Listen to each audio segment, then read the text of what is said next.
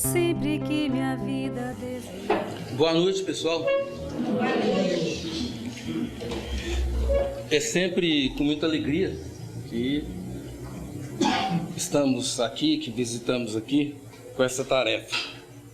E sempre muito grato também, agradecendo a direção da casa por essa oportunidade. Grato também pela atenção que vocês dispensam, aceitando-me e me ouvindo. Antes de adentrar em algumas apreciações diretas do Evangelho, aliás, deixa eu fazer também um parênteses. Se em algum momento eu trupicar a língua, é porque eu estou com um aparelhinho que não dá muito para aparecer, mas ele está instalado no céu da boca. Problemas, vou falar bonito, problemas odontológicos. Bom, mas antes de entrar nas apreciações exclusivas do Evangelho, parece-nos interessante fazer alguma abordagem como preliminar, como preâmbulo, não é?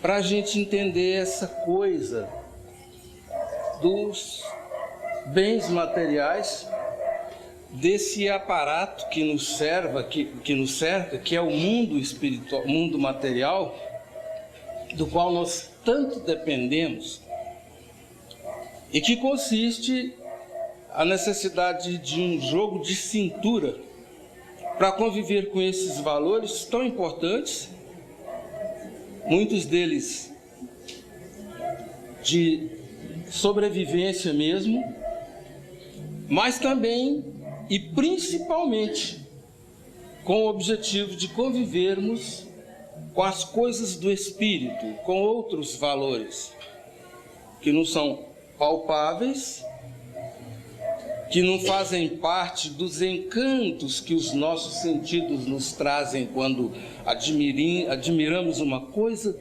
quando curtimos essa coisa, quando trazemos essas coisas para nós como se fosse um patrimônio exclusivo nosso. Então comecemos a entender o que significa isso, essa metodologia usada pela inteligência do Criador, que faz com que nós, embora predestinados a desenvolvermos como espíritos, estamos ainda apegados, presos, escravizados a estas coisas materiais que nos cercam e que fazem parte naturalmente da exercitação que temos que exercer para podermos decifrar quando é que devemos nos libertar destes aparatos, destes acessórios temporários, e quando é que nós devemos exclusivamente nos sublimar, deixando de lado estas coisas para podermos alcançar a nossa evolução. Quando fomos criados na condição simples e ignorante, fomos criados para vivermos infinitos laboratórios. É por isso mesmo que existem a boca seca com mais facilidade. É por isso mesmo que existem infinitos mundos, além de infinitas oportunidades, reencarnações dentro destes mundos. E na medida em que a gente vai evoluindo, esse aprisionamento que a gente tem das coisas exteriores dessa matéria vai diminuindo. É uma das características nossas quando nós estamos em evolução. Estamos num mundo ainda considerado inferior, onde a atração pelas coisas imediatas, materiais, são muito mais pesadas, chamativas. Somos mais escravos ainda dessa matéria, destas coisas. E estamos aqui com a seguinte estrutura diante disso. nós temos os instintos e vamos passando pelas sensações, alcançando sentimentos e desenvolvendo uma certa razão. Isso é tão inerente a nós que o maior dos instintos na face da terra é também o maior amor, que é o instinto materno. Mas esse instinto ainda nos trai em muitas ocasiões. Porque nós temos que ter instinto de sobrevivência. Nós comemos é por isso, porque precisamos sobreviver, é um instinto. Matar a fome é a supressão de um instinto. E por aí vai. Então, obrigatoriamente, nós temos que passar por isso. Mas a gente percebe, se a gente for analisar bem, a gente percebe posturas de educação diferenciadas, mesmo diante disso, diante do instinto. É por isso que nós temos a pessoa gulosa, que acaba desencarnando porque come demais. Mas temos também a pessoa que fica até anoréxica, né? Porque não come nada. E tem aquela pessoa educada na postura que já conseguiu, come o necessário. Estamos apenas citando um exemplo de como tudo isso faz parte de uma educação particular que nós vamos adquirindo para nós alcançarmos esta evolução. É tão interessante, a gente fica observando. Em alguns momentos, quando nos desgarramos destas necessidades, é possível ter mais inteligência. Se nós estivermos com a barriga muito cheia, nós não damos conta de desenvolver certos tipos de trabalho. Então, isso numa proporção maior indica que nós somos dependentes disso e o grande segredo consiste em sermos capazes de estabelecer o ponto certo de até que ponto eu preciso disso e até que ponto eu preciso desgarrar disso. Por isso que o Evangelho nos fala, até aquelas questões que a gente, em princípio, pensa assim, não, eu estou correto, eu já fiz o que tinha que fazer na vida, eu sou independente, mas eu preciso deixar algumas coisas para os meus filhos. E o Evangelho fala aqui, até que ponto ainda a preocupação é com os filhos? Lá no fundo, na nossa subconsciência. Porque pela falta da compreensão exata de que existe uma economia celestial e que vai ser outorgado a cada um aquilo que realmente ele merece, nós temos ainda preocupações extremamente materiais. Nós não nos espiritualizamos e não transformamos os nossos anseios para aquela outra fonte, que é a fonte onde prevalece a inteligência do Criador. Então, a partir do momento que nós começarmos a desenvolver uma fé raciocinada em cima das nossas necessidades, entendendo a relação nossa para com Deus, com relação ao empréstimo que Ele nos faz, porque é apenas empréstimo, nós então vamos compreendendo isso e desenvolvendo isto com mais facilidade. Então é importante sim buscarmos as referências do Evangelho para nós começarmos a entender isto melhor, no esforço de sabermos. Vamos errar muitas vezes, mesmo querendo alcançar o ponto de equilíbrio.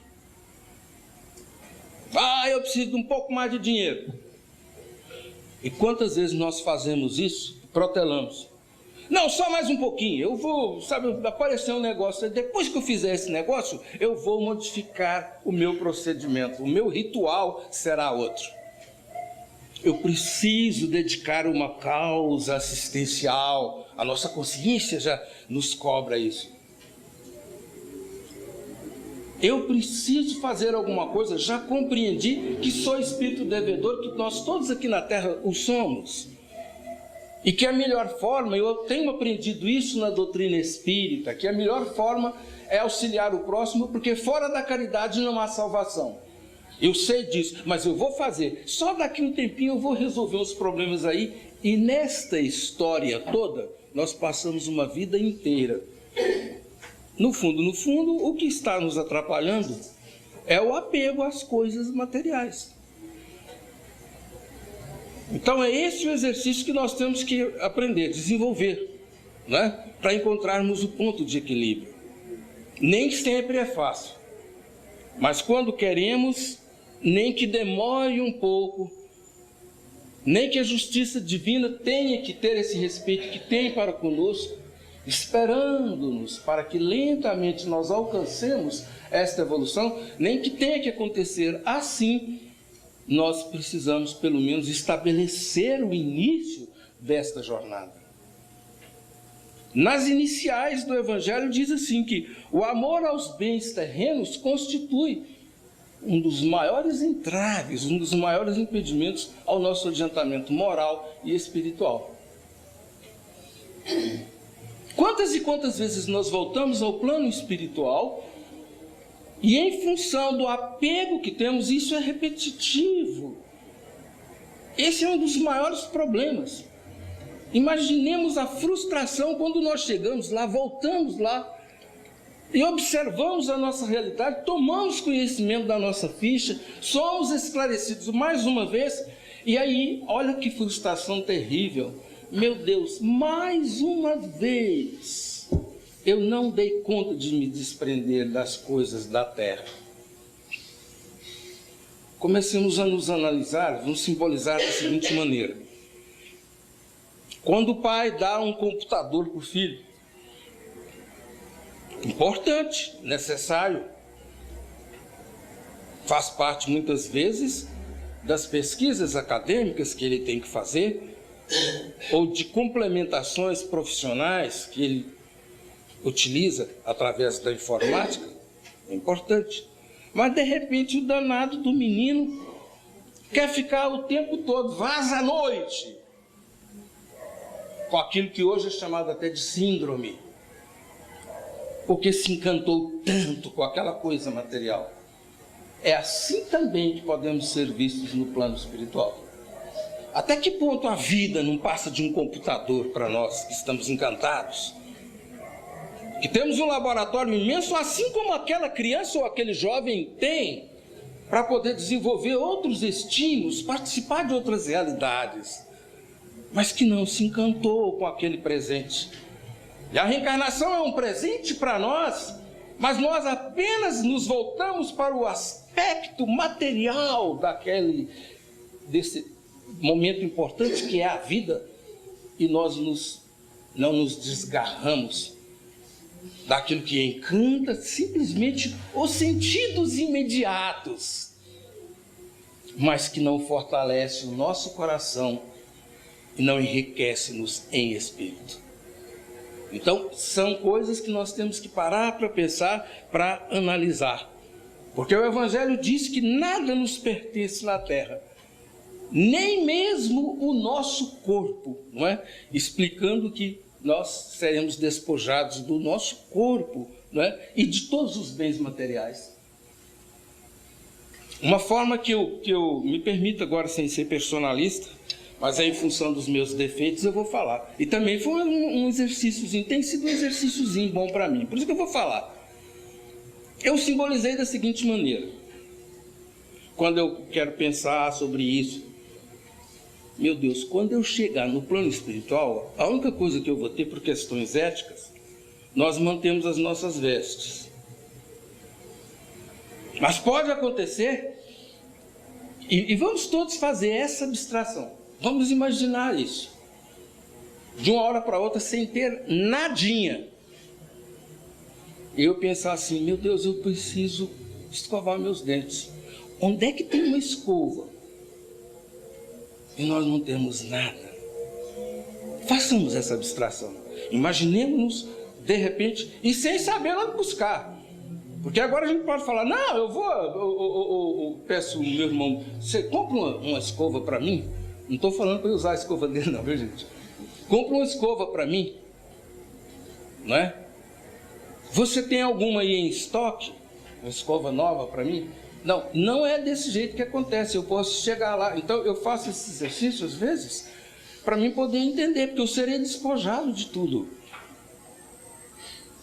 Então, quando a gente pensa nisso, meu Deus, eu não sou dono nem do meu corpo.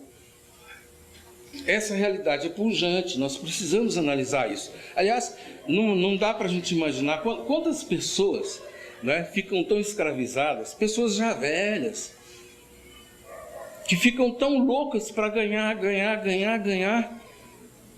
já estão ali às vezes quase que moribundas na cama ali, quase que, né, desencarnando, e estas criaturas ainda querem ganhar um tanto mais. Uma riqueza imensa, e parece que perde a razão, perde o sentido. Parece que não raciocina, fala, meu Deus, olha, isso aqui não vai, eu não vou utilizar nada disso. Às vezes passa uma vida inteira sem curtir nada direito da vida, porque acha que não pode gastar. Veja a que ponto chega esse processo obsessivo, até certo ponto, na nossa estrutura. A nossa preocupação chega a um ponto de dominar-nos de tal maneira que nós não raciocinamos direito. Então isso também que fique para a nossa compreensão. Mas como é um ponto de equilíbrio, olha só o que o Evangelho fala. Que o Senhor não ordena que nós nos despojemos de tudo que temos para viver em extrema mendicância. Não estou dizendo que é uma questão de ponto de equilíbrio.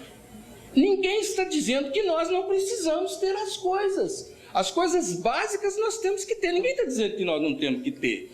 É esse o ponto de equilíbrio. Talvez uma das grandes sabedorias dos sábios que se desprenderam, que alcançaram uma simplicidade, que é uma das maiores sabedorias, que conseguiram aqui mesmo na terra o passaporte para, em leveza, livre dos alforjes da ambição, subirem tranquilos para as zonas espirituais de luz, porque estavam desprovidos dos apegos da terra. Sobre isso, quero lhes contar um fato concreto.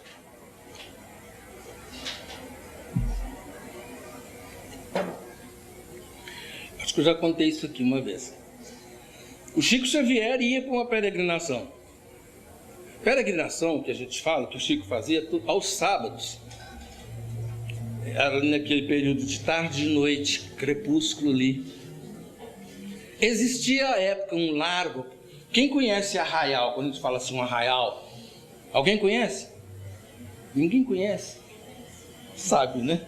Então é uma espécie de arraial, normalmente aquele lugar que muitas cidades começaram assim. Um largo, né?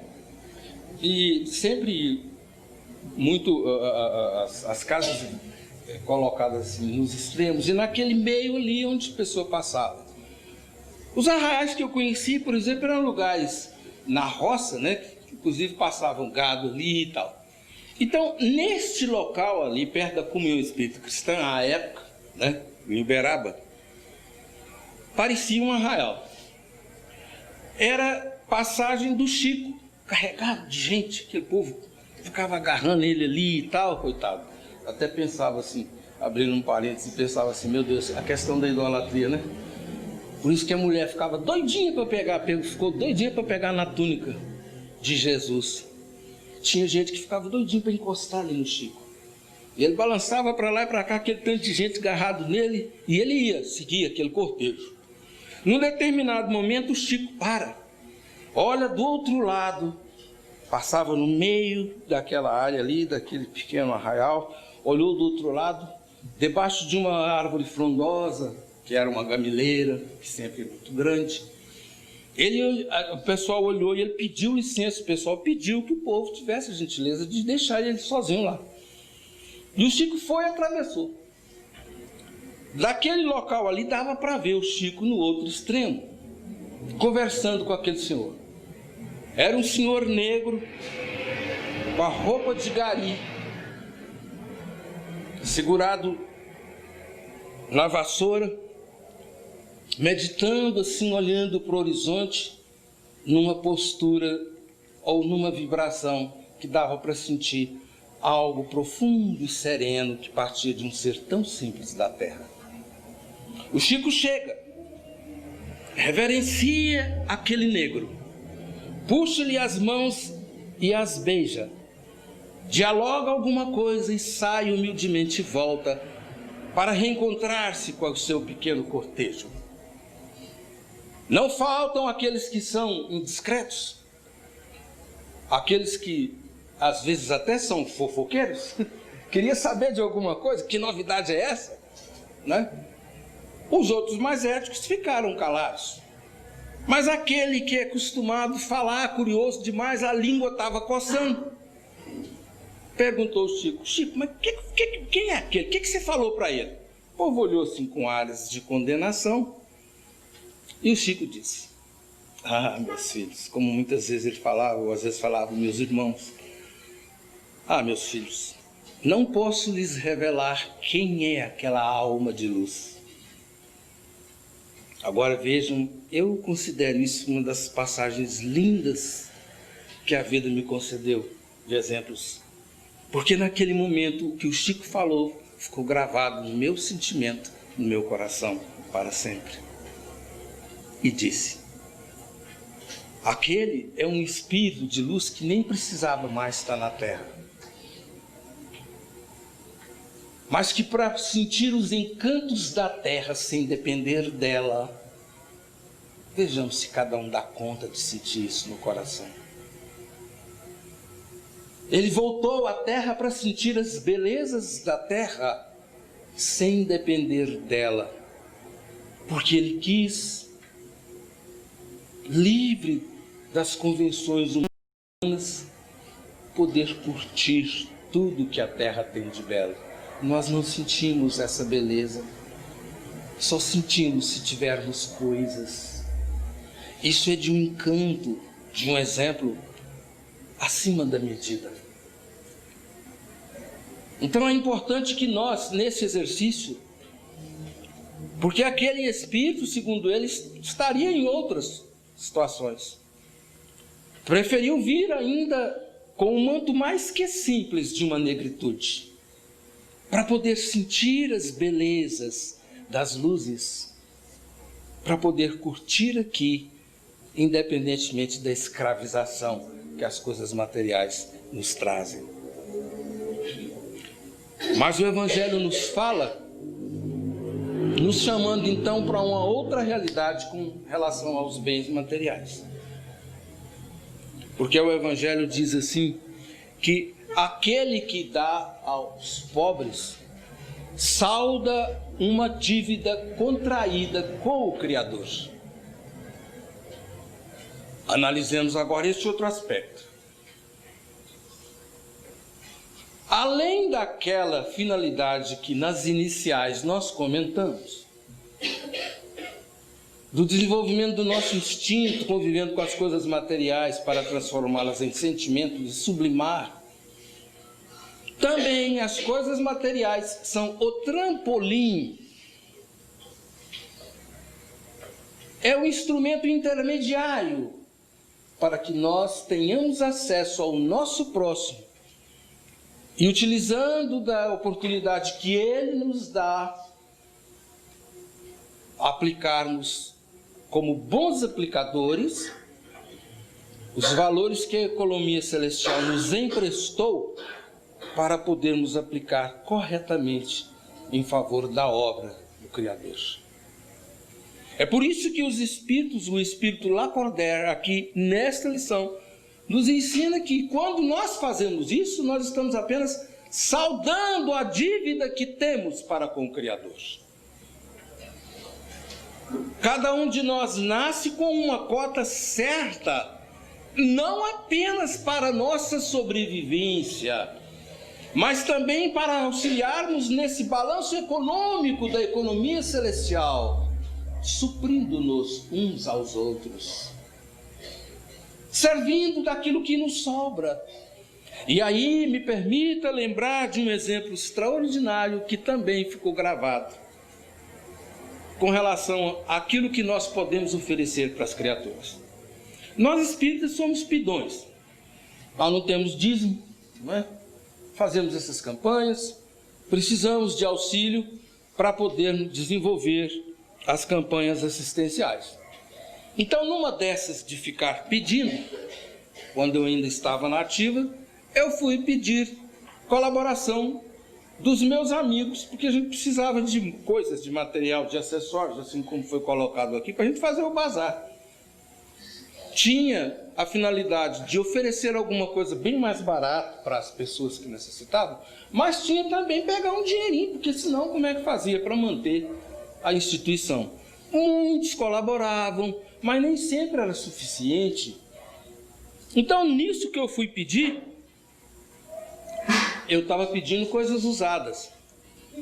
Aí um amigo meu, professor, disse assim: não, tudo bem, eu vou comprar uma camisa, é o que eu vou dar. Eu falei: não, você não entendeu. Ele falou assim: não, isso é um princípio meu. Nós não aprendemos, ainda me deu uma lição para mim nunca mais esquecer. Não é porque ele é espírita, nós não aprendemos que nós temos que considerar as pessoas iguais. Se eu der uma coisa usada para um irmão meu, eu já estou considerando ele inferior a mim. Eu não dou presente desse jeito. Ainda me deu uma lambada moral dessa. São coisas assim que nos coloca numa posição diferenciada com relação ao desprendimento que nós precisamos ter. Mas essa visão de que nós estamos apenas repondo, ela é extraordinária. Nós estamos apenas aplicando aquilo que o Criador nos colocou como talento a ser multiplicado. Comecemos a analisar a beleza disso. Aquilo que eu ofereço ao meu próximo, naturalmente tem um processo evolutivo geométrico. Todo bem que ele fizer em função daquele conforto que ele recebeu tem a ver com a minha doação. Nós não percebemos a grandeza dos nossos gestos, por mais simples que nós sejamos. Fica eternamente gravado na contabilidade divina. Jamais se apagará. Para a eternidade. Mesmo que em um tempo infinito, indescritível, lá no mundo superior, alguém que alcançou as luzes e se tornou anjo, um dia aquela atitude no mundo inferior de alguém que o auxiliou faz parte daquela luz. O bem é extraordinário, nós não sentimos isso. Que honra podermos fazer o bem. Que privilégio distinto que ainda não sabemos descrever, que é poder sermos bons. Que é amarmos uns aos outros, quando ainda temos dificuldades de oferecer as mínimas coisas uns para os outros. Que fique para nós, então, estes elementos. E eu gostaria de colocar, então, finalizando, alguns pontos que consideramos bem práticos para nosso processo, nosso exercício. Vamos pensar em alguns exercícios que nós poderemos fazer, né? Primeiro deles, todo mundo pensar nisso. O que eu tenho fé lá em casa que eu posso? Eu não estou apelando, não. Eu não estou fazendo propaganda para o centro aqui, não. Mas se der para conciliar, eu tenho certeza que a diretoria não fica com raiva, não. Mas é independente disso, sim. Vamos nos baús lá da nossa casa e ver. A gente tem uma mania, mas que coisa. A gente tem uma mania, tem coisas que a gente quer doar, toda vez que vai doar, não, isso aqui eu ainda posso, né? A gente fica protelando. Isso é um condicionamento muito natural em nós todos. E já tem anos que nós queremos fazer isso, já está mais do que provado, que aquilo a gente não vai usar mesmo. Mas a gente ainda fica assim, não, deixa isso aí que uma hora, sabe? A partir do momento que nós tínhamos que pensar em entregar uma coisa nova, olha o tanto que nós estamos falhando. Esse é um exercício. Eu estou desafiando todo mundo aqui, ó. A hora que chegar em casa, vocês lembram do preto velho aqui e vão ver se vocês têm coragem de fazer isso, né? E lá no fundo dos baús, para mexer. Desculpem a liberdade, viu, gente? Né? Termos mais confiança no futuro. Nós somos muito inseguros. Podemos ter certeza, é difícil, eu confesso, né? A gente tem os filhos, quantas vezes eu me deparei e falei, gente, eu tenho que confiar mais em Deus. Eu vou auxiliar, isso não vai me fazer falta. Mas lá no fundo ainda ficava. Ai, minhas filhas, como é que fica? E depois se faltar? Essa coisa toda. Vamos ter mais confiança no futuro. Esse princípio, faça da sua parte que o resto virá por acréscimo, é a mais pura verdade. Se eu fosse contar para vocês as histórias do meu pai, ao criar os seus 16 filhos e mais outros adotivos que hoje branquelos e fica brigando para falar que são nossos irmãos, e as condições com que meu pai às vezes supria as coisas, sempre doando o que tinha para todas as pessoas, alma extraordinária, deixou esse exemplo para nós e as coisas nunca faltaram. Vida simples, difícil, de esforço, mas com as belezas das conquistas, não é? Buscar os necessitados. Vamos distribuir o que nós temos. O Evangelho, quando fala dos infortúnios ocultos, é uma baita de uma chance, de uma dica que está dando para nós. Quantos aqui de nós nunca conviveu de perto, principalmente quando a fome era maior, quando as dificuldades eram tremendas, não chegou a conhecer um necessitado mesmo de uma favela? Não teve a oportunidade de sentir de perto o que é realmente uma necessidade humana? Quantos de nós? Que isso então faça parte para irmos constituindo esse desprendimento que a gente precisa ter. Desgarrar e deixar de sermos tão escravos. Outra dica é deixarmos de lado os supérfluos. Tanta coisa, né? Tem coisa que não é supérfluo, não. Eu me lembro que assim que eu casei, a vida difícil demais, mas a minha esposa topou, tadinha. Não tinha nem geladeira. Eu me lembro muito bem o dia que eu recebi um aumento e falei, olha, dá pra gente comprar umas coisinhas agora. Sabe o que ela falou pra mim, gente? Ela disse assim pra mim, então nós vamos comprar um palmito. Desculpe, eu me emocionei. Então são coisas para a gente poder analisar. Mas que beleza! O palmito foi a minha felicidade. Muita paz para vocês.